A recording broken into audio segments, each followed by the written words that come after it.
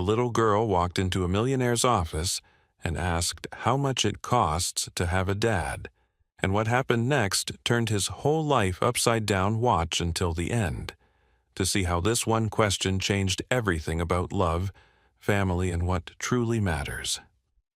Dear friend, what you're about to experience is not just a story, it's a deeply human journey about loss, resilience, and the quiet, unexpected ways love finds us when we need it most. If this is your first time here, I invite you to drop a comment and tell us where you're watching from. We love hearing your voice.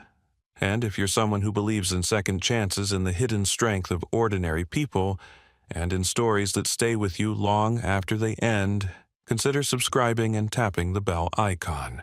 We share moments that matter. Thank you for being part of this one.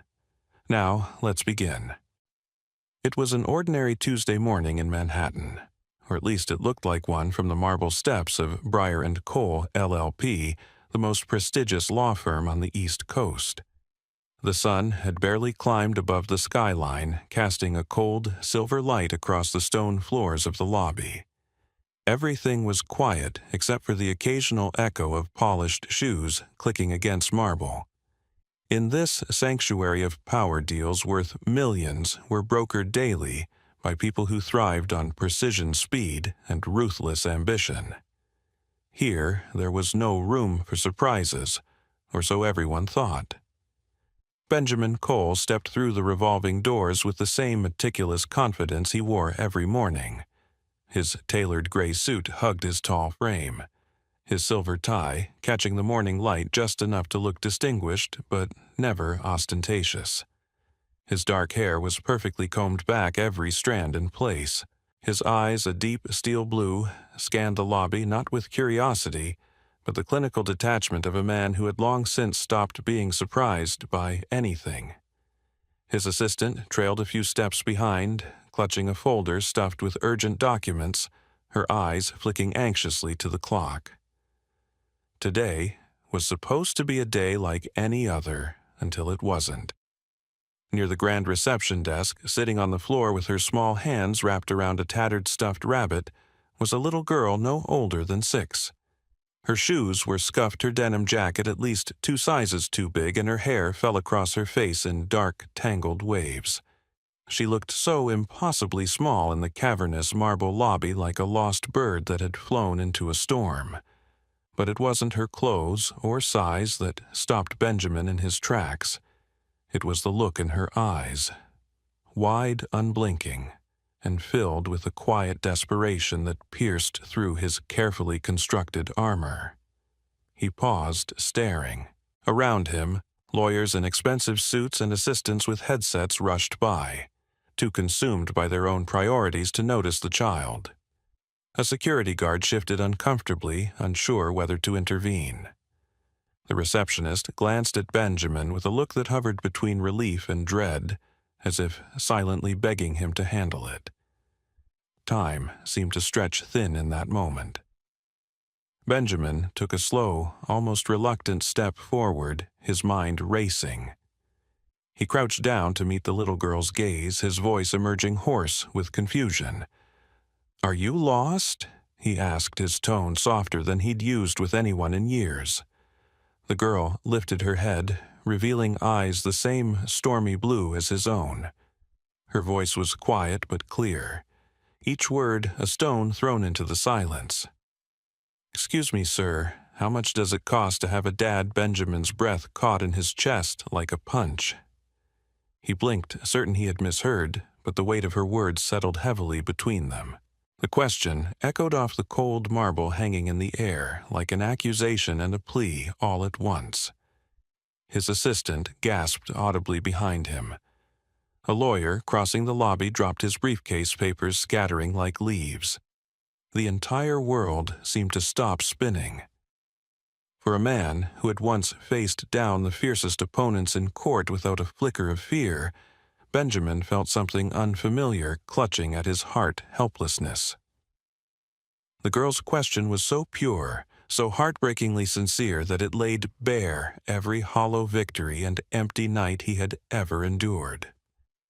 All his success, every meticulously signed contract, every glowing article praising his brilliance, they all seemed meaningless in the face of a child asking to buy the love he had long convinced himself he didn't need. He struggled to find words, the lobby fading around him.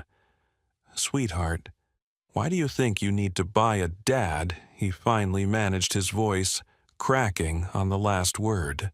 Her answer came with the clarity of innocence. "Because Mommy said we can't afford one. She's sick, and I need someone strong so she can get better."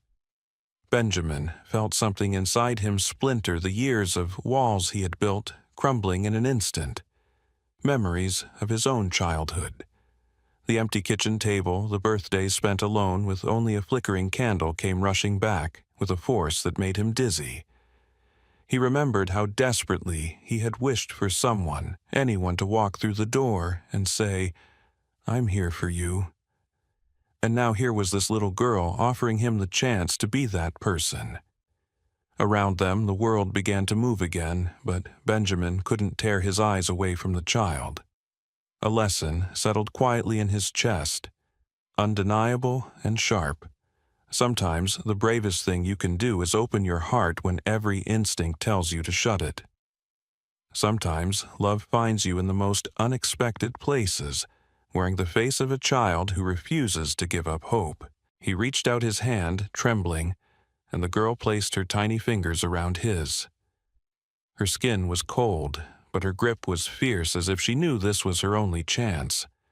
The tears he had never allowed himself to shed now threatened to spill as he whispered, "I don't know what this will cost, but I promise you we'll figure it out together."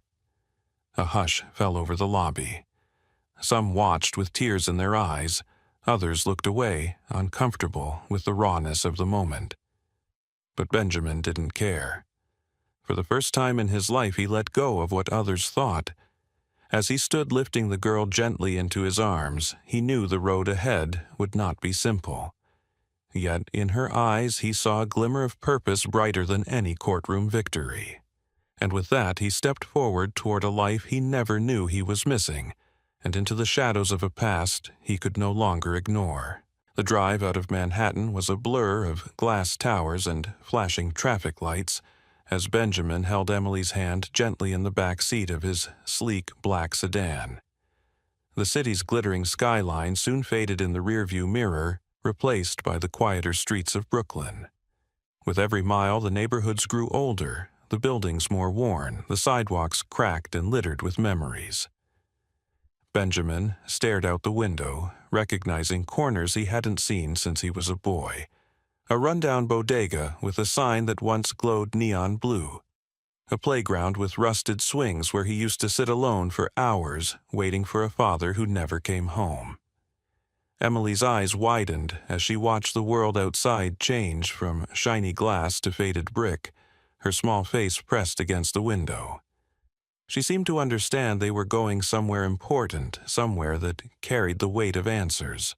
The driver glanced at Benjamin in the rearview mirror, sensing the tension thickening in the car, but said nothing. When the car finally slowed to a stop on a narrow street in Bed-Stuy, Benjamin's chest tightened. The apartment building before them stood like a relic of forgotten promises, its fire escape snaking up the crumbling facade, the front steps worn down by decades of hurried feet. A man leaned against the stoop, smoking a cigarette, his eyes tracking them with mild curiosity before flicking back to his phone. The scent of fried food and damp concrete filled the air. This was a neighborhood Benjamin had worked his entire life to leave behind, a place that still knew his name, even when the rest of the world didn't. He stepped out of the car, Emily's small hand tucked firmly in his own.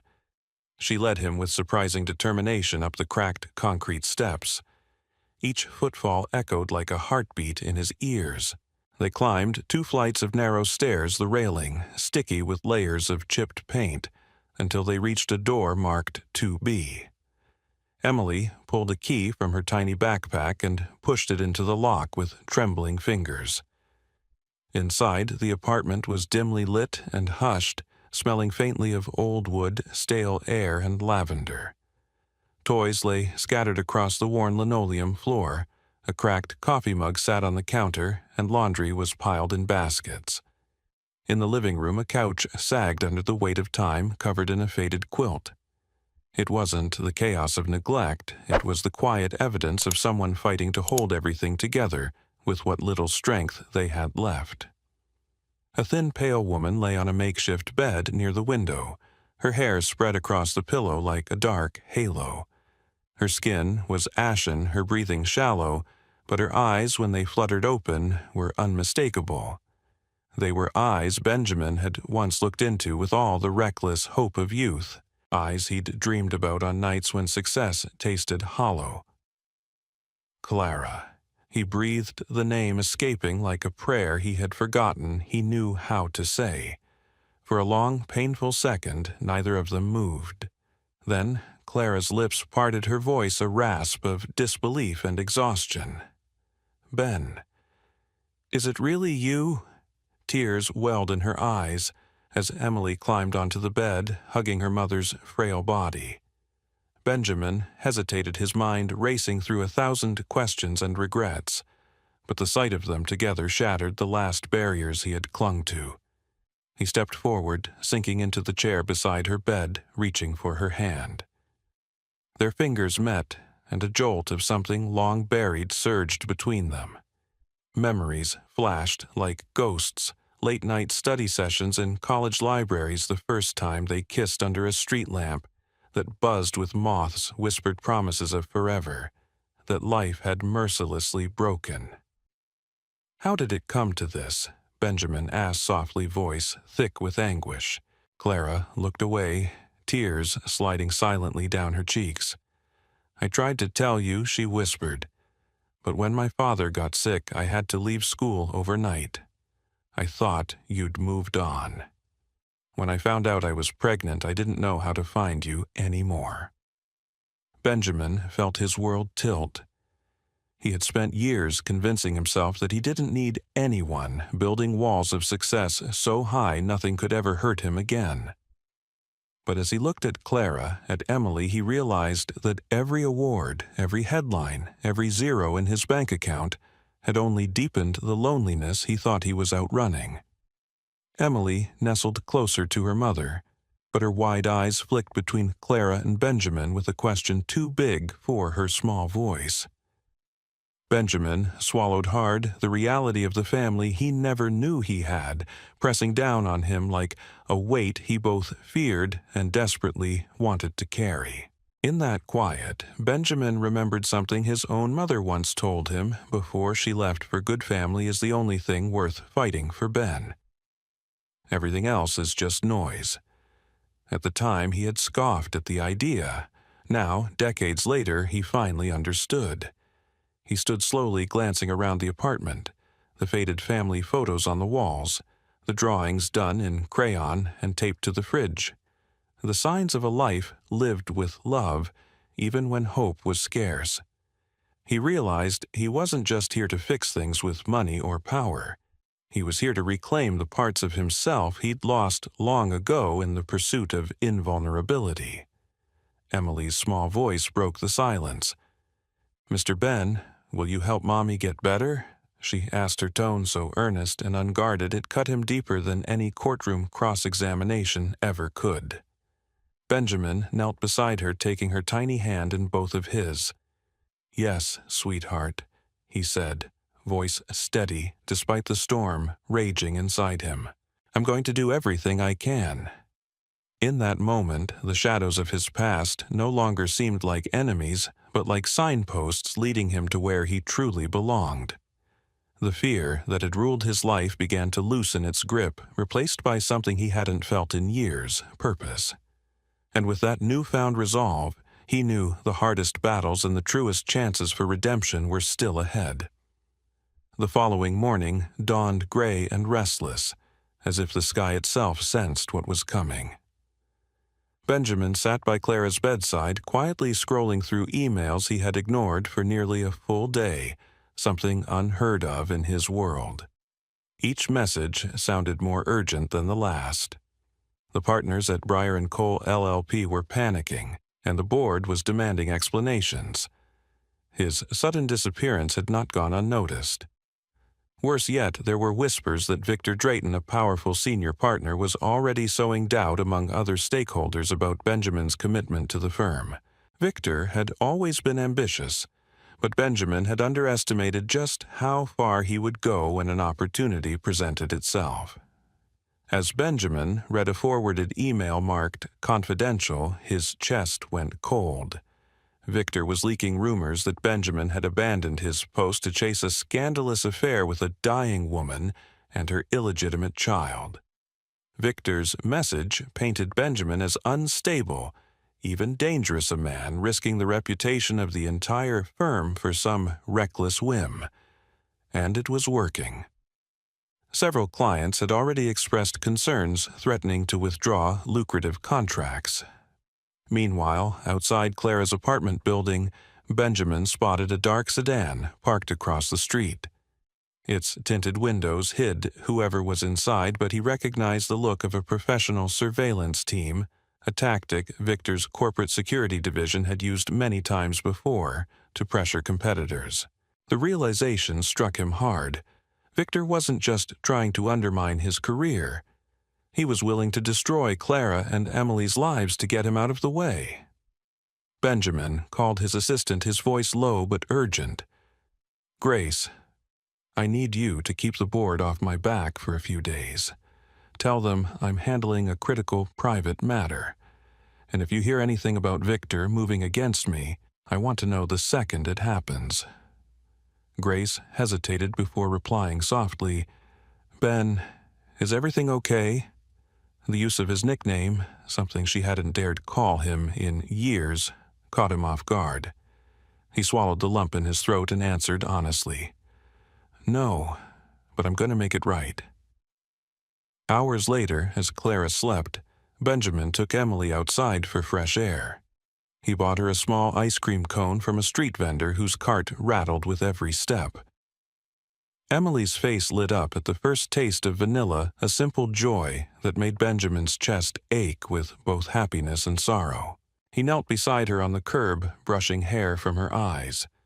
"Emily," he said quietly, "I'm going to protect you and your mom, no matter what."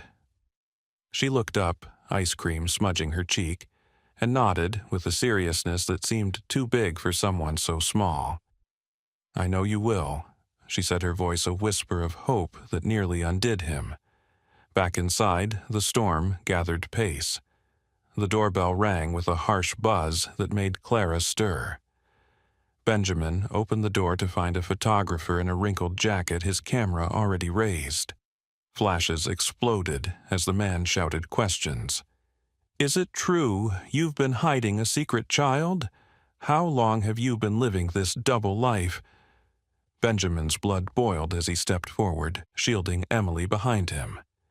"Leave now," he growled, voice low and lethal. But the photographer only smirked, confident he had the shot he needed. Moments later, Benjamin's phone buzzed again. The photos were already online. Headlines screamed across social media, "Millionaire lawyer's secret family revealed."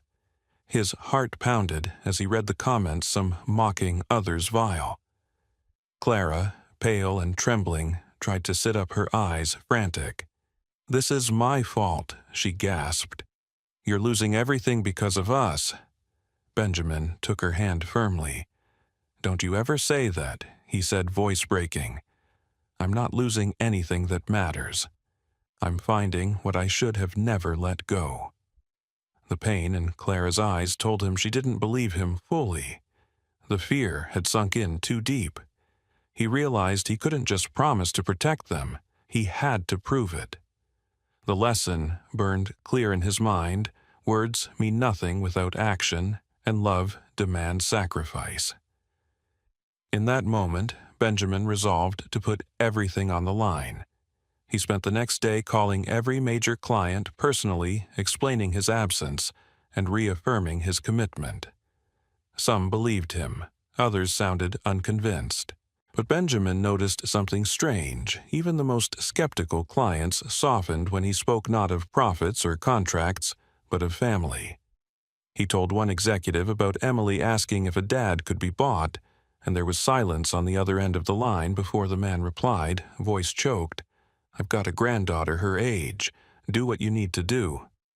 Meanwhile, Victor intensified his attack, threatening to expose more private details if Benjamin didn't resign. Victor even called Clara directly, his voice dripping with false sympathy, as he urged her to convince Benjamin to step down for everyone's sake. Clara hung up, sobbing, terrified they were about to lose everything. Benjamin gathered them both in the dim light of the apartment's kitchen, his hands trembling as he pulled Emily onto his lap. "I will not let him take you away," he promised. "I will not run from this. We will face it together." The words settled over them like a fragile shield, but it was enough to make Emily wrap her small arms around his neck and whisper, "I believe you." A knock came at the door, then low but insistent. Benjamin stood ready for another fight, but when he opened it he found Grace on the other side. She looked disheveled, her eyes red. "I came because you were right. Victor's gone too far. The board's calling an emergency vote tomorrow. They want your head, Ben. But I know you. You're not the monster they think you are. And I want to help." The rush of gratitude and fear that surged in his chest nearly brought Benjamin to his knees. He realized then that no victory he'd ever won alone could match the power of fighting for what truly mattered with people who believed in him. And as night fell over the broken streets of Brooklyn, he felt a new fire inside him. Tomorrow he would face Victor and the board not as a lone wolf, but as a man with a purpose far greater than his own ambition. The day of the board meeting arrived cloaked in a biting wind that rattled the old apartment's windows.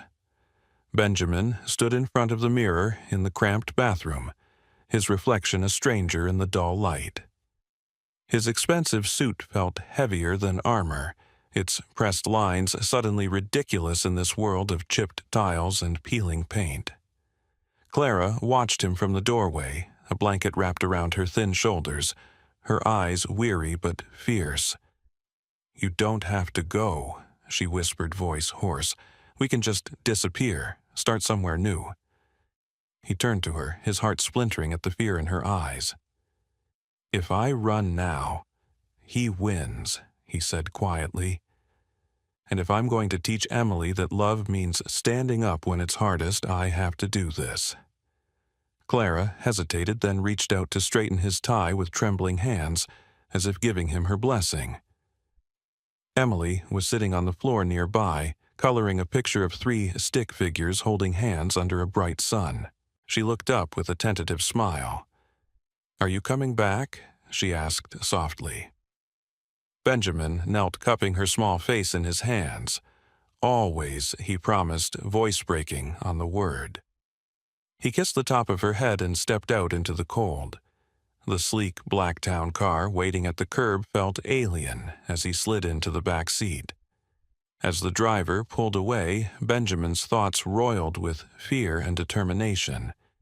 He pictured Victor's smirk, the board's skeptical stares, the headlines waiting to pounce if he faltered.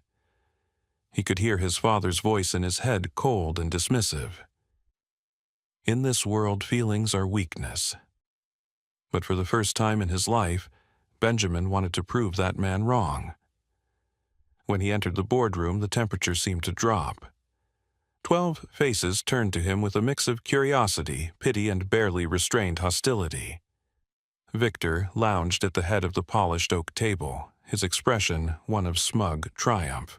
"You're late." Ben Victor drawled, his voice oily with false civility. "Care to explain where you've been while our reputation burns?" Benjamin stood tall, his gaze sweeping the room. "I've been exactly where I needed to be," he said calmly, his voice steady despite the storm inside him. "With my family." A ripple of surprise moved through the room. Victor's smirk faltered. Benjamin took a breath, then told them everything: the girl who walked into his office, asking for a father, the woman he'd once loved, the child he never knew existed. His voice wavered only when he spoke of Clara's illness and Emily's question that shattered him. He described how he'd realized that every late-night negotiation and every dollar earned had only fed his fear of being vulnerable. As he spoke, he saw the shift in the board's eyes. Some looked uncomfortable. Others moved, a few clearly conflicted. "I know what this looks like," Benjamin continued, "but I won't apologize for choosing what matters. If you think that disqualifies me from leading this firm, then vote me out. But know this: I'd rather lose everything I've built than lose them." A hush fell thick with unspoken truths. For a long minute, no one moved. Then a senior partner cleared his throat. "My father was never there for me," he said quietly. "I don't want to follow that example anymore. You have my support." One by one, others murmured their agreement, their faces softening with the understanding that Benjamin's vulnerability wasn't a weakness, but a rare, powerful honesty. Victor slammed his hand on the table, his composure cracking. "You fools, he's ruined everything," he shouted, his voice rising to a shrill pitch. But the tide had turned, and he knew it. Grace stepped forward from the back of the room, placing a folder on the table. "This contains evidence of Victor's blackmail attempts and misuse of company funds," she said clearly. "I suggest we discuss who truly endangered this firm's reputation." Benjamin watched as Victor's face drained of color, his bluster turning to sputtering denial. Security soon arrived to escort him out, his protests echoing down the hall. In that moment, Benjamin realized what love demanded: not just words, but the courage to sacrifice comfort, pride, even the empire he'd built for the people who needed him most. The board meeting ended not with a vote of no confidence, but with a quiet consensus. Benjamin would remain at the helm, but on his own terms. He would step back temporarily to care for his family, delegating authority, while staying involved from afar. It wasn't a punishment. It was a new kind of leadership born of hard-won wisdom. As Benjamin rode back through the city, the afternoon light cut through the gray clouds glinting off rain-slicked streets. He passed parks where fathers lifted their children into the air, street corners where couples argued, and made up all the small, ordinary scenes he'd spent his life ignoring. He finally understood the richness in those fleeting moments, the currency of time spent, not money earned. He arrived at Clara's apartment just as the sun dipped below the rooftops, bathing the street in gold. Emily ran down the steps, her laughter ringing out as she threw herself into his arms. "You came back," she cried, face buried in his shoulder. Clara appeared behind her, eyes wide with disbelief, as Benjamin carried their daughter inside. That night, as they sat together in the dim light of the apartment, Benjamin told them what had happened.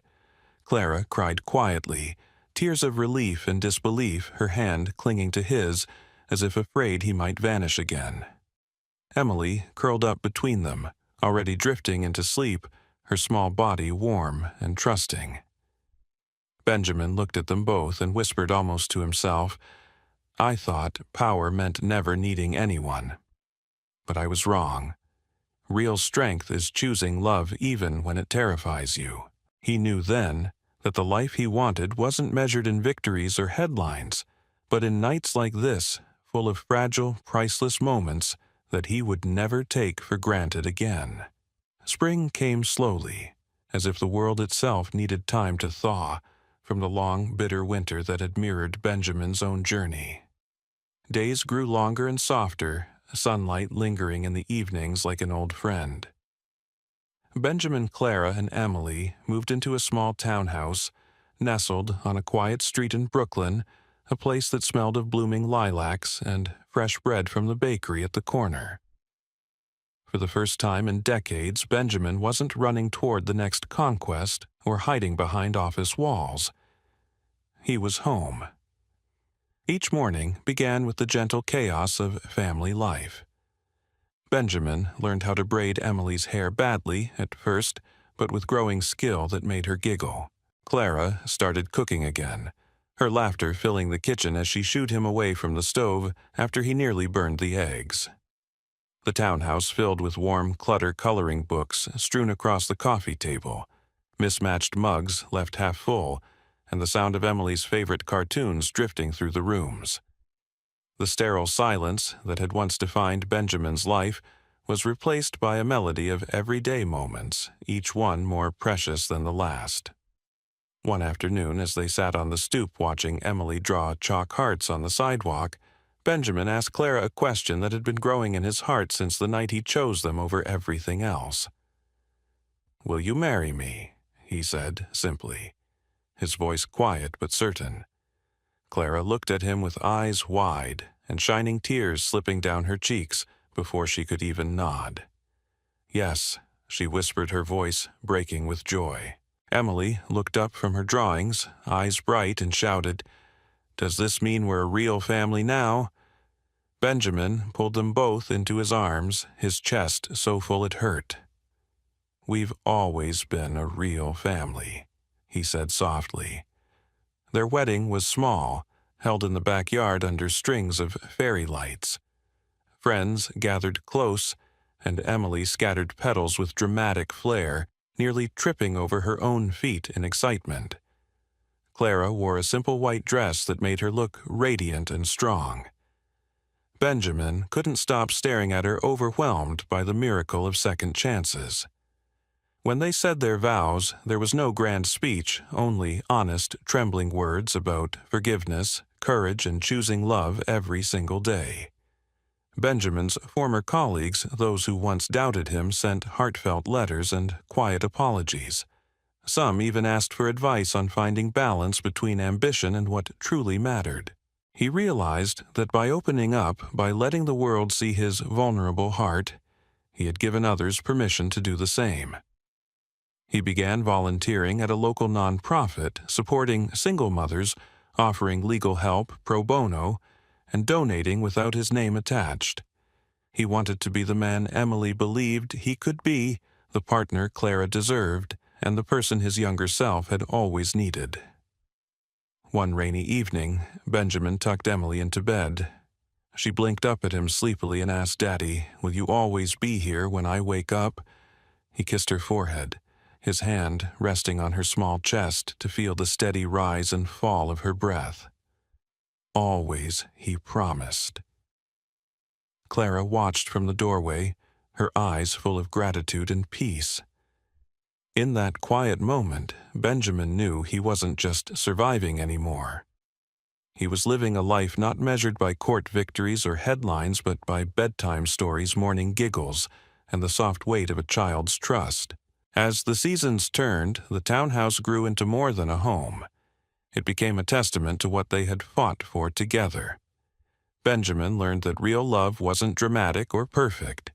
It was the choice to show up every day, to listen, to forgive, to start again when you failed.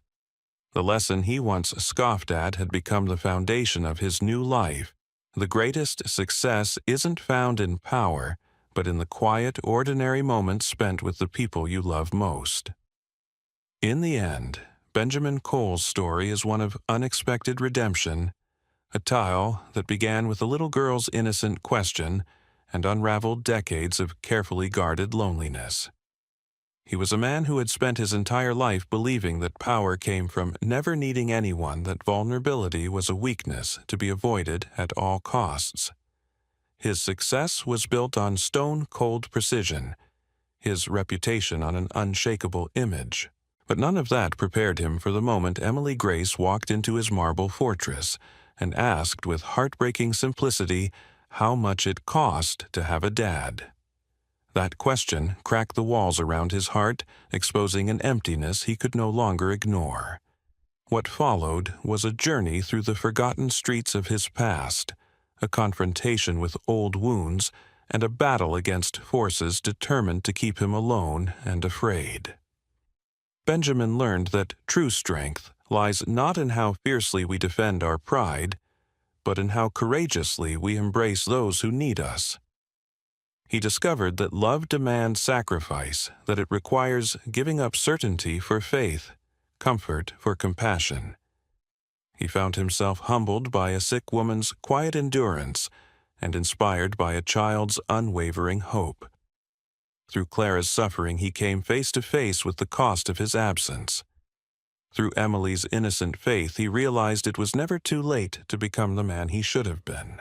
And in the small, precious moments they created together, sharing laughter in a cramped kitchen, holding hands during thunderstorms, tucking Emily into bed with the stories he'd once thought beneath him, Benjamin uncovered a life far richer than the one he had meticulously curated. His story reminds us all that success without connection is an empty victory, and that even the hardest hearts can be softened by love's gentle insistence.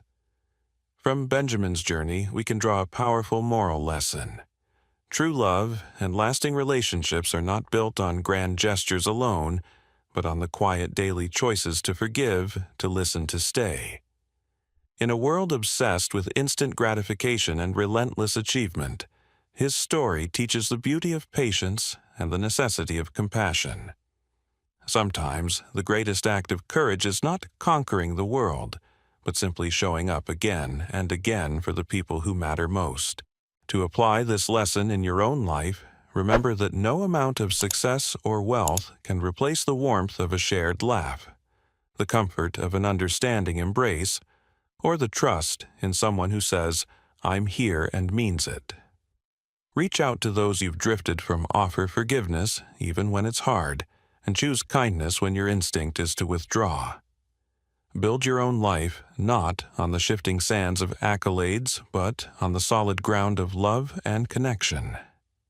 It's never too late to mend what was broken, or to start a new chapter with an open heart. Thank you so much for watching and sharing this story with us. If it touched your heart, please like this video, subscribe to our channel, and share it with someone who might need a reminder of the power of love and second chances. Your support helps us bring more inspiring stories to life, ones that warm your heart, spark your hope, and remind us all of what truly matters. We appreciate you being here, and we can't wait to share the next beautiful story with you.